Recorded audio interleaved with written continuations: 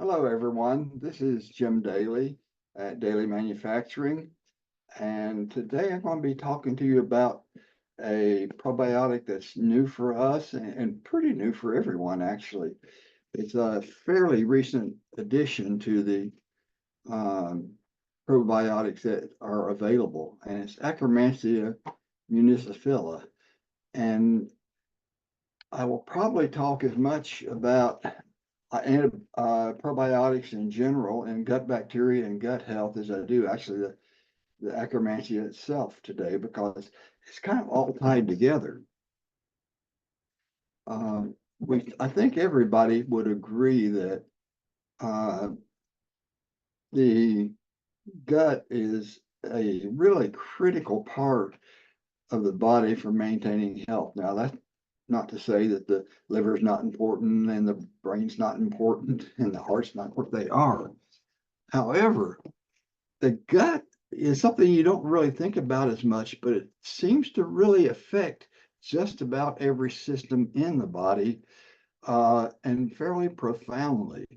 And it turns out that this particular bacteria is especially important for maintaining uh, gut health as it relates to the rest of the body.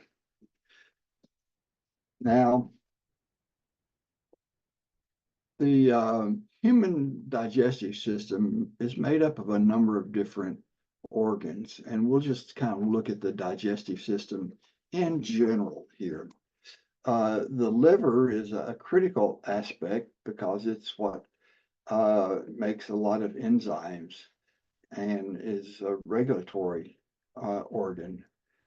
The pancreas also is critical. The stomach, which you see right here, is of course what we always think about first of all when we talk about eating full food and getting a full stomach. Uh, it does have a lot of uh, uses other than just temporary storage of food because it's really where um, a lot of the early stages of digestion take place. But things really start happening as food moves out of the stomach. Uh, let's go back here into the small intestine, which you see here, and all curled up down there. We have a lot of small intestine, and that's really where this Akkermansia starts doing a lot of work. Now, there is Akkermansia perhaps in other places in the stomach. In fact, it can be located even in the mouth sometimes. But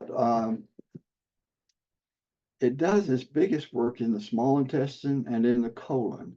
The colon, you can see, connects down here to the small intestine, goes up and down, and then, the food exits the body. So the digestive system controls the absorption and distribution of nutrients. It also sort of unwittingly um, controls the introduction of some bad things sometimes into the body that escape the barriers and make it through into the circulation. And where that's one of the ways that it has a detrimental effect on the brain and other organs.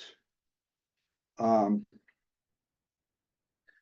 when we uh, talk about the microbes in the intestinal system, we refer to them as collectively as the microbiome. And we keep hearing that the microbiome, which sounds like it's kind of one thing, can do all kinds of different things, and it really can. But it's not really one thing, and that's kind of the reason why it is so uh, useful for many different things. It's composed of as many uh, cellular microbes as there are cells in the body, and probably a little bit more. People debate that back and forth a little bit, but roughly the same amount of cells in the body as there are microbes in the intestinal tract. And these are include archaea, which are a kind of a strange little creature that we don't know a lot about really, but are probably going to be found to be important eventually.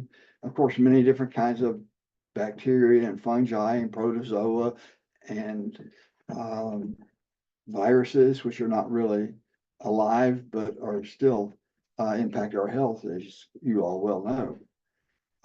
These microbes participate in the digestion of food, just as does the dietary enzymes. And they also send signals throughout the body to influence many aspects of health. And we talk about the gut-brain axis, the gut-liver axis, and et cetera, et cetera. So there's lots of these connections between the gut and the rest of the body that have profound effects on health. And like I say, sometimes people are skeptical when something has a lot of benefits attributed to it. How can the microbiome, that little bunch of goop in there, do all these different things? And like I said, it's because that there's the microbiome is made up of bacteria with very specialized um, purposes in the intestinal tract and in the body. So just like we don't say that the organs of the body can do this and the organs of the body can do that. We say the heart does this, the brain does that, the liver does this, the pancreas does something else. And that's kind of the way it is with these bacteria. They all have sort of different functions and different things that they can do. And this is one reason why you're really the most important thing is not that you have a lot of one particular bacteria, but that you have a lot of different bacteria and a lot of diversity in the gut. Some bacteria are particularly important for certain things, and we need them all the time. And I consider Akkermansia to be one of those. But other ones are not really necessary for everybody to have because there's different ones that can overlap and do the same things. Akkermansia is kind of unique in that way. It's a specialized, more specialized than most bacteria in the gut. This was from the little publication, The New Scientist. You may quite reasonably think you are an individual of the species Homo sapiens. Once you have finished reading what follows, you will hopefully have been convinced that there is far more to us than that. Trillions of other organisms live on, and more notably in, your body. As you will see in the reports that follow, their impact on you is such that you will probably never think of yourself in the same way again. Your microbes change who you are and what it means to be you. Even, with knowledge of this fact of ourselves growing rapidly, exploring it has never been more relevant. Until recently, scientists believed that there were three discrete pillars of the traditional definition of self: immunity, genome integrity, and the brain. None of these pillars of the traditional definitions of the self is free of microbial impact, however, says Thomas Bosch at Kiel University in Germany. So we see that, although these things growing in the gut, the different bacteria, the different archaea, the different fungi, different protozoans, they're all independent living creatures, really. They don't necessarily have to live there. They're not part of us in the sense that they're attached to us. They can pass right on through our body. However, they do distinctly affect who we are and how we live.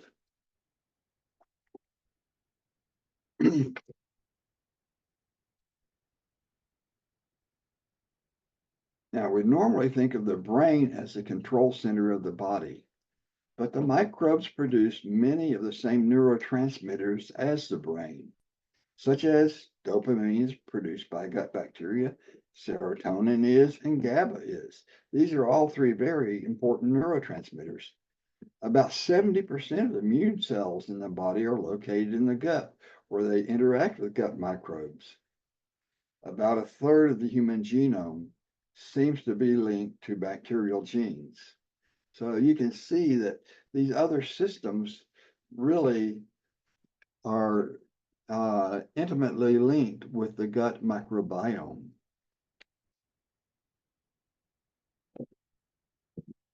Now, the gut wall is coated with a mucus material. And this is really what we're getting into today a little bit. Mucus is a solution of mucin. It's kind of like mucin is a protein that's being glycosylated. In other words, it has sugars attached to it. And it forms a solution that's kind of aqueous gel. If you think of Jello, it takes very little gelatin if you mix unsweetened, make an unsweetened Jello with just using the gelatin. It takes a tiny bit to make a nice big bowl of Jello. And it's kind of the way mucus is in the intestinal tract. It's mostly water with a little bit of this glycoprotein and a few other things scattered in, but it's almost all water. And when you think about Jello, they used to put people on liquid diets a lot. I haven't seen it as much lately, but included in a liquid diet is actually Jello because it's pretty much all water. And it doesn't take long till it breaks down into just mostly water and a little bit of a residual solid that you can barely see. So this mucus is a similar type substance. It's actually a lot like the slime left by snails. And not a very nice thing to think of, really, but it is similar to that.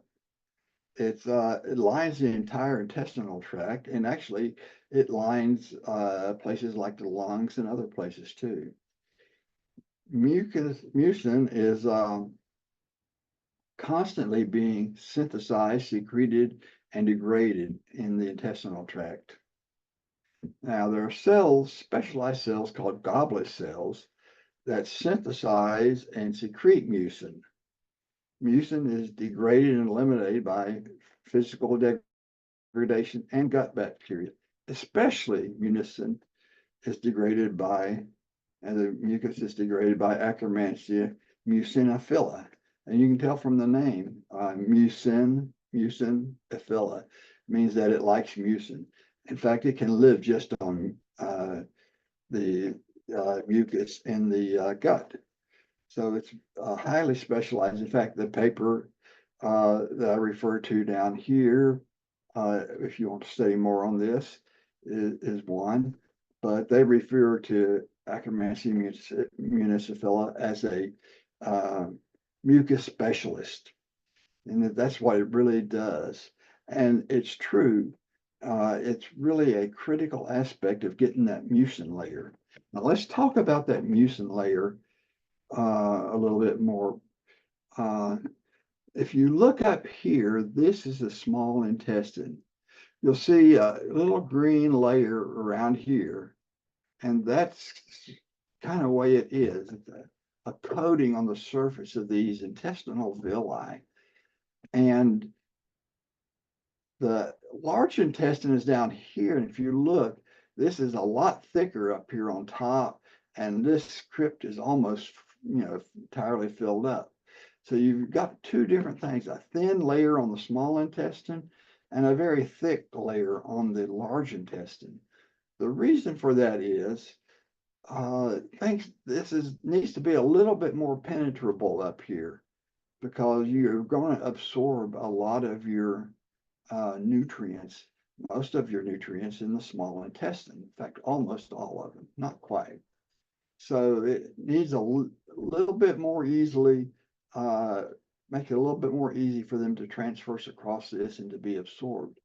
The large intestine doesn't absorb those things very much. Very little absorption takes place in the large intestine. Now, mucin is just constantly being made. It's amazing when you think about how the body does things. And, you know, it's estimated to be replaced entirely every 1 to 2 hours. So, this is something that's constantly being made and sloughed off. Mucin is secreted at a rate of about 10 liters per day. So that's about 2.6 gallons. So you can see that that's just being constantly made and excreted and degraded. The mucus layer is the first line of protection against ingested toxins and other potentially damaging substances that are ingested. So this is really where the rubber meets the road, is in that mucin layer. It's where the bad things that can bother you are kept out and where the good things are let in. Now, there's more structures that are involved. It's not just the mucin layer, but that's really, it traps a lot of the stuff there.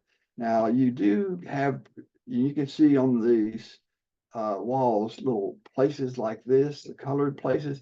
These are transport proteins and things like that that are made to actively pull something across the wall of the intestine.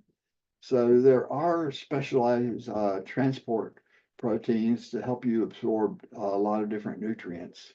But the mucin is the first defense against keeping the bad things out while letting the good things get through. Now, there are a number of roles of mucus, a number of things that it does in the body. Intestinal mucus moisturizes and lubricates the intestinal lumen, making it easier for gut contents to pass through. Without mucin, you get pretty constipated pretty quickly. So, that's one thing that it does. It acts as a kind of a surface cleaner and facilitates the removal of bacteria and debris. As it goes out, it carries a lot of junk with it.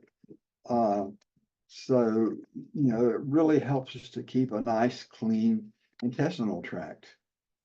It forms a barrier that allows water and small molecules such as mineral ions and nutrients to pass through. So that's where a lot of your minerals, a lot of your vitamins can get through that mucus layer where a lot of other things cannot.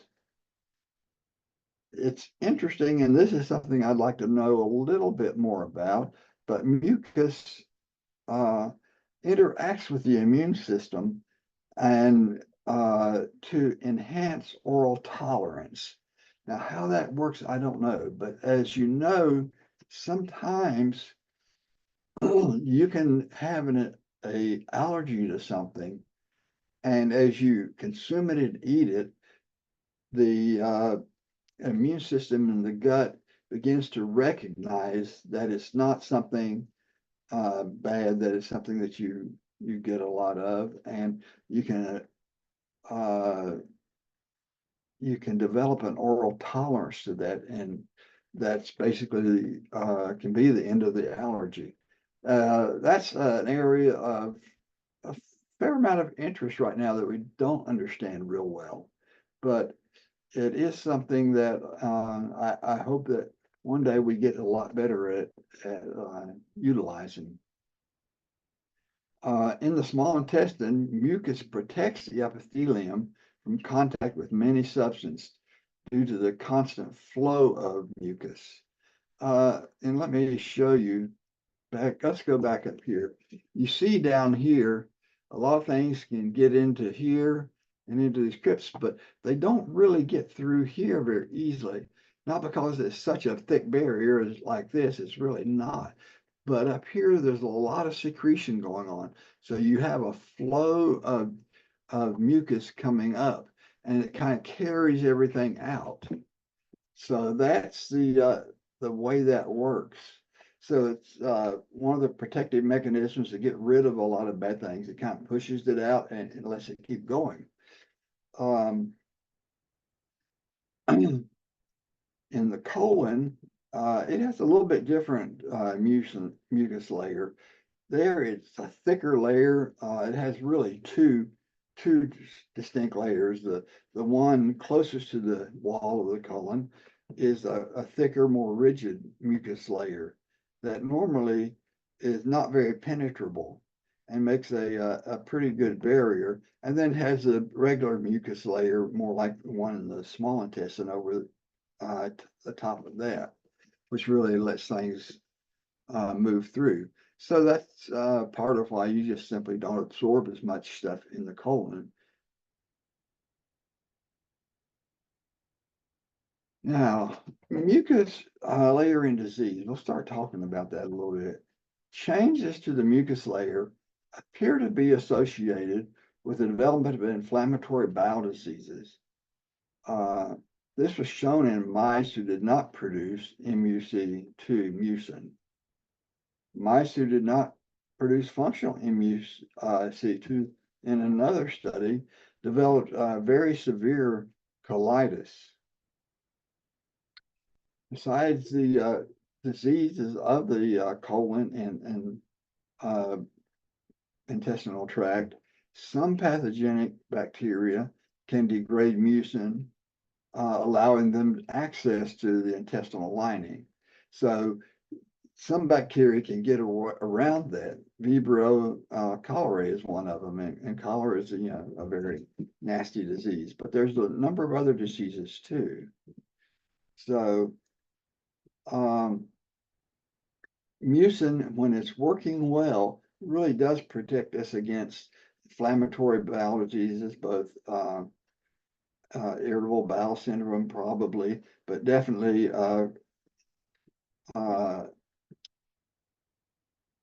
colitis and Crohn's disease. Akkermansia muciniphila is referred to as a mucin specialist, and it can live entirely on mucin and helps regulate the intestinal tract. And a lot of this information has come from this particular study here. And if anyone wants to study more about it, you're certainly welcome to look up the reference. There's a lot of information on it, and I couldn't begin to cover all of it. So it's great reading.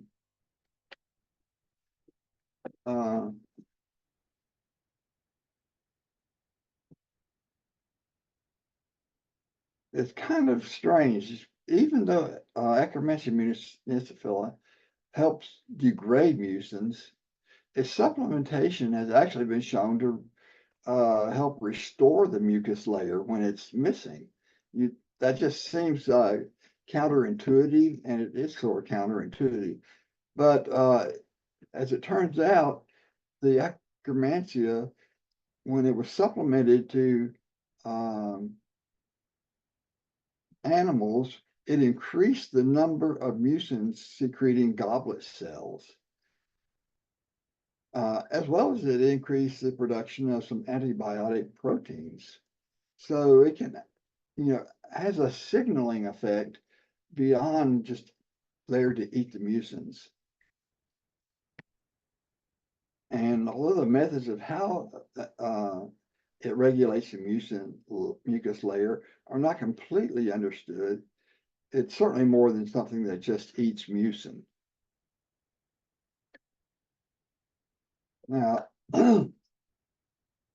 we've already alluded to this a bit, but decreased Akkermansia muciniphila has been shown to adversely affect gut barrier integrity, resulting in leaky gut that causes increased endotoxins in the blood, systemic inflammation, and metabolic irregularities. And they have seen when you have a depleted supply of Akkermansia, the endotoxins from food toxins appear in the blood, and that's never a good thing. The reduced inflammation associated with supplementing with Akkermansia has been linked to normalization of body weight, blood sugar regulation, and metabolic syndrome.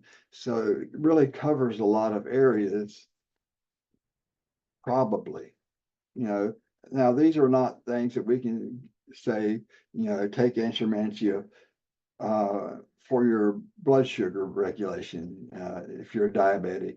Uh, there's nowhere near enough evidence to recommend it as a cure for diabetes, for instance, or for even really for weight loss. Although I think pretty good evidence that can be helpful for weight loss.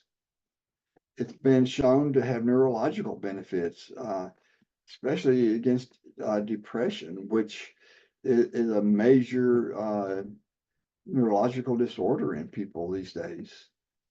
That's possibly due to exclusion of those neurotoxins from being absorbed. Akkermansia muciniphila was also shown to be lower in the guts of people with osteoporosis, not something I would have expected. However, when this was repeated in rats, they found that supplementing and restoring the Akkermansia muciniphila actually resulted in an increase in bone mineral density. So, it was shown that people with osteoporosis had less of the Akkermansia, and so they, took and decided to try this out in rats and see if it worked there. Now, as far as they haven't gone to the next step of doing clinical trials, I don't believe, I haven't seen it at least, in people with osteoporosis to see if that improves bone mineral density. But, that's certainly a nice start to show that it was linked, it occurred in people and it worked in rats. So that's a good start, and hopefully somebody will follow up with that research. Well, in conclusion, let's just say a few things. One, Akkermansia muciniphila is frequently low in people. That's a common thing. It's not something that everybody needs necessarily, but people with intestinal problems certainly would benefit from trying it out and just see if it helps. Many health benefits have been attributed to normalizing the amounts of the bacteria in the gut, the Akkermansia bacteria. However, most of them are preliminary research. It is, however, well established that adequate amounts are essential for gut health and for many other kinds of health in the body. Now, can you get too much of it? Yes. There are cases of people having an Akkermansia overgrowth. It's not common. It's pretty rare, honestly, but it does happen. So you need to be aware of it. And if somebody tries Akkermansia and it doesn't seem to be working or seems to be counterproductive, they probably should get off of it. Can you get too much? Yes, of course. That's true of everything. We have people every now and then calling, can you take too much of this? Can you take too much of that? Well, the answer is always yes, you can, because there's a old maxim in toxicology that the dose makes the poison, and that anything is non-toxic at some dose and everything is toxic at some dose. Just depends, the dose is what determines if it's a poison. So we have to remember that because it's actually quite true. So can you get too much? Yes. Ours is 200 million dose per capsule of the active bacteria. That's not the highest out there, not the lowest, but it's actually a nice dose. There's a tendency for people with probiotics and with a lot of things to make higher and higher and higher doses. And the more you have, the better. That really isn't true for probiotics, and it's not true for very many nutrients. In fact, it's probably not true for any nutrient because you can get too much. And Probiotics are particularly unique in that you can get too much of any of the good bacteria we call good bacteria. Actually, I don't even like the term good and bad bacteria because some of the things that we consider bad bacteria actually have their place in the body and are useful. It's just that sometimes you can easily get too much of it. So there probably are some bacteria that are totally bad, but even H. pylori, which we think is something really nasty that gives you stomach ulcers, actually serves a purpose and is useful as long as it's kept in control. And so what can happen when you overdo probiotics is that you can go in and just pile in a whole bunch of one particular one that outcompetes the other bacteria. And if you do that, you're really kind of shooting yourself in the foot because all of these bacteria have a purpose. And you'll see that during certain health conditions, certain ones can be increased or decreased. And sometimes that's one of the ways that the body helps to normalize disease conditions or whatever. So you need to have as many different species of bacteria in the gut as possible. And when you get huge amounts of one bacteria, you tend to sometimes crowd out and perhaps kill off certain species. And that's not what you want. You really want as much diversity in bacteria in the intestinal tract as possible. So I like to think about this bacteria and all bacteria, not so much that you're going to just bomb the guts with a lot of this bacteria all at once, but you're going to plant seeds and let the body and the gut itself control how it grows and eat foods that, feed it well. And not, take exceptionally high doses. I very much feel like people do themselves harm sometimes by taking too much of probiotics, of just, one or two at very high doses. That's not really a good thing most of the time. And with that, we will just say that Akkermansia is really appears to be a very useful bacteria. When used in moderation, it can have actually pretty extraordinary impacts on the human physiology, not just in the gut, but in the rest of the body as well.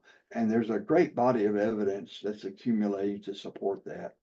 And I hope that that many of you will try it if you feel like you need it. Do we have any questions?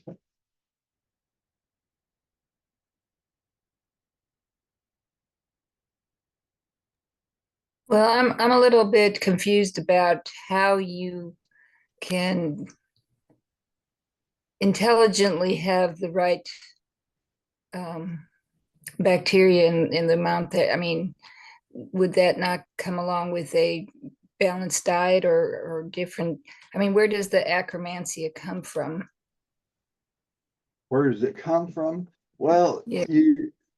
uh, people are basically born without very much gut bacteria at all. So it comes from uh, the in the early life. It comes from mother's milk. It comes from uh, various things that children eat. Uh, some gut bacteria. I mean, Akkermansia is just one of them. This is true for all of them. Come from the environment.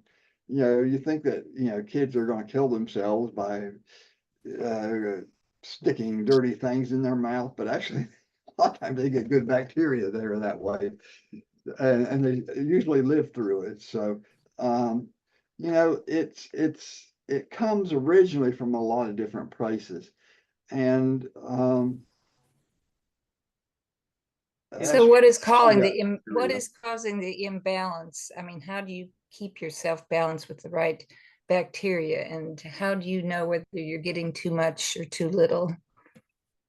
You would, knowing whether you're getting too much or too little, uh, is kind of a tricky thing, I'll admit.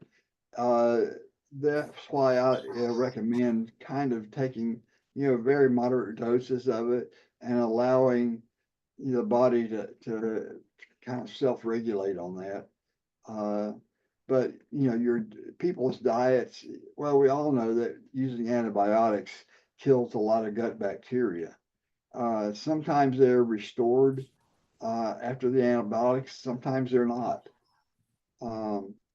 So, but we get it from our environment, from our food, from our, if you ate all cooked foods and never allowed yourself to, touch anything or put your dirty fingers in your mouth or anything, you probably have a pretty poor gut bacteria. But it comes from your whole environment. So you breathe a few in, but most of them you get from your food and water and things that you introduce into your mouth. If I Are may you planning, interject- are you planning? Are sorry, you if I planning? may Go ahead. I was just saying, if I may interject, it seems like Akkermansia is generally found in foods that are rich in polyphenols. So things like leeks and artichokes, yams, Brussels sprouts, that type of food. Oh, well, I should be in good shape then. Oh. Are you planning on making this as a supplement? I hadn't. I think we might have it this week at least. Okay, all right. I haven't been paying attention. Yeah, this is the new one. Okay.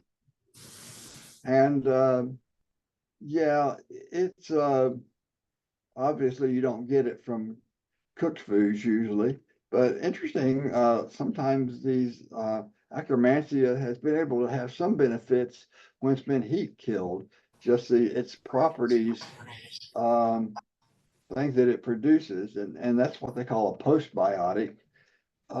Sometimes bacteria have things that they secrete that have pharmacological effects, I guess. And Akkermansia is one of them. But a lot of things you should have to have the live bacteria to get the benefit. So that's not really too reliable of a way, in my opinion, to get the benefits of most bacteria. Okay, thank you. Any more discussion? Well, I hope we have that ready this week. It came in, and I think Jonathan has got the label done, maybe. So we'll have it on the shelf soon. And I hope everyone has a nice evening, and we'll talk to you again next month. Thank you. Jimmy. Thank you. Thanks, Dr. Jan. Okay, goodbye. Bye.